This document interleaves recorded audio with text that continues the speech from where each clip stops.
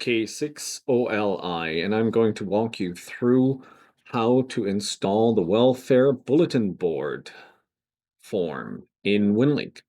The first thing we want to do is we want to go to our groups.io, laxnortheast.groups.io, main topic, go to the messages, and then find the Welfare Bulletin Board Message Public Beta. Click on that.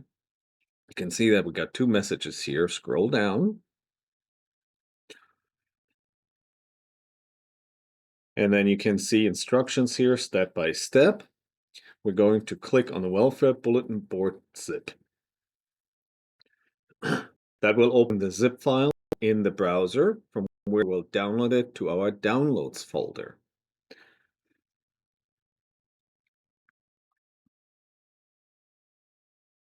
We can see there are 3 files in here.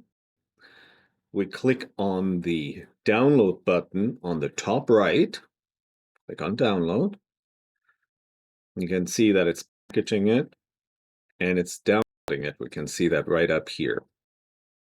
And in this case, I downloaded it before, so it appends at 1, but it says Welfare Bulletin Board. If you're not sure where this has downloaded to, in my case, it's a downloads folder, you can click on the folder icon here at the right.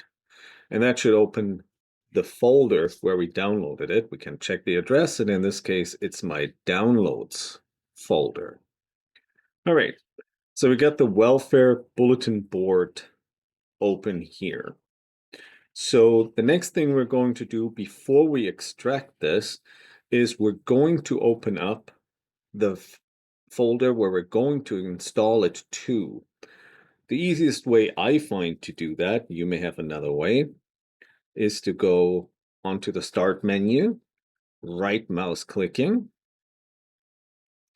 selecting Run, and then we can enter C:\RMS, and it brings up RMS Express, and that's where we want to go. So I click on Enter.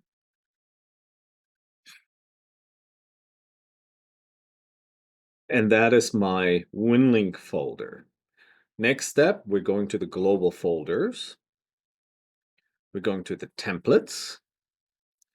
And you can see I've got a bunch of templates installed here. We want to find any previous installations of this file because we want to have a clean installation. And we move this up a little bit. You can see we've got the Welfare Bulletin Board Public Beta, so let's delete all of those. And I highlight those by holding Shift, clicking the first one, and then clicking the last one. Or you can just click them on off up here. And then we right mouse click. Or we can press the delete key and right mouse click and then click delete. And that removes them from the folder. Now, one of the cool things we can do, because we've got 2 windows open, we can make this a little bit smaller on this side. And this is our downloads folder where we just downloaded the zip. Let's make this a little bit smaller so you can see what we're doing here. And we can do this a couple of ways. This is a zip file. We can double click on that. That's how I like to do it. We can highlight the 3 files, either by selecting them up front or by selecting the first one, holding the Shift key and selecting the last one. And then we can just left click and hold and drag and drop. And you can see before I drop it says copy to templates. And in this case, you can see we're copying it to templates. That's one way of doing it. And that's the way I recommend it. But we can do it another way. Let's delete those just to show you another way of doing it. We highlighted these, but we can also highlight them if that's easier for you. Then right mouse click on one of the highlighted ones and click copy. Can right mouse click on the folder where we want to install it in our Winlink Express global folders, and we can select paste. And that does the same thing. And that's all there is to the installation of this. As you recall, we installed it in the global folders. So let me go back there and show you. This is our Winlink Express, or RMS Express as it's called. We double click on the global folders, double click on the templates, and we scroll down and we can see they're still installed here. All right, we don't need the zip anymore. We can actually delete that if we want to. Let's delete the two that I have here. So next time I download this, we can close this, can close that, can close the browser if we want to. And then we go to Winlink. Then we start a new message.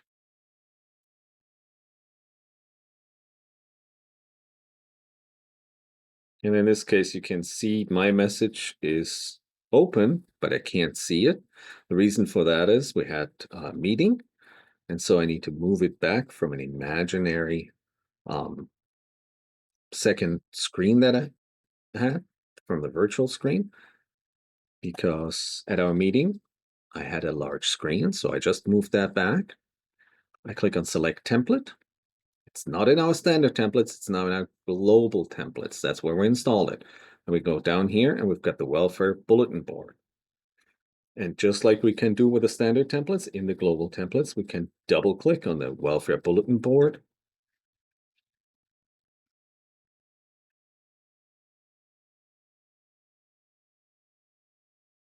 And we can fill that out.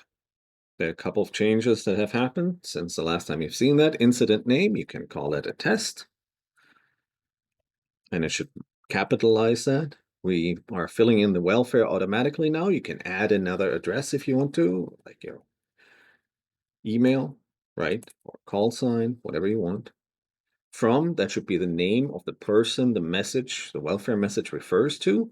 Let's use our imaginary friend Knut Blautzahn here. We select an exercise. If it's a real event, you would select real event. This is an update. We can adjust the date and time here. It's kind of neat, right? But let's leave it as it is. Then the status, let's say Knut is safe right now. You can add a message, that's totally optional. You can add a next check-in for the people who are looking to connect with Knut. When will they hear from him again? Let's leave that blank for today. You can fill in a street. That's super useful if you need help or the person needs help to fill in the street. But what's required is only the city and the state. That's all you need to add if you want to. The other information here is optional. Then the latitude and longitude you can adjust if you want to. In this case, it took the information from my Winlink, and I can adjust that. Let's say different numbers here, and I see if we connect it to the internet, then our What3Words location is available and changes. We can check that if we have internet. Obviously, What3Words would not work in Winlink when there's no internet connection. You can see it's looking it up here in the back. I would recommend that you save the welfare bulletin in case you need to make any changes.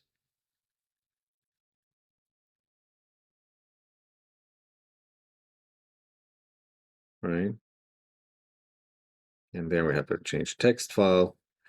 Here's our What3 words address, sums, slang, create. And you saw that we just changed the address. Go and scroll out. And again, this is a random address, but we could scroll out and take a look where they're located here, close to Pasadena City College. As I said, completely random for this exercise. And then we can click on submit.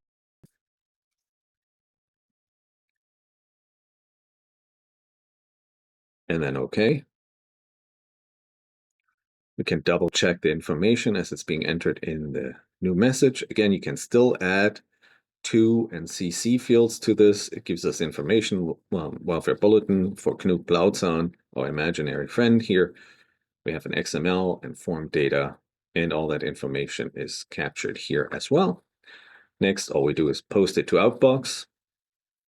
I'm going to use a telnet session. You could certainly use VARA FM to KN6BKT or KK60 or AC6LS to have it forwarded out of area.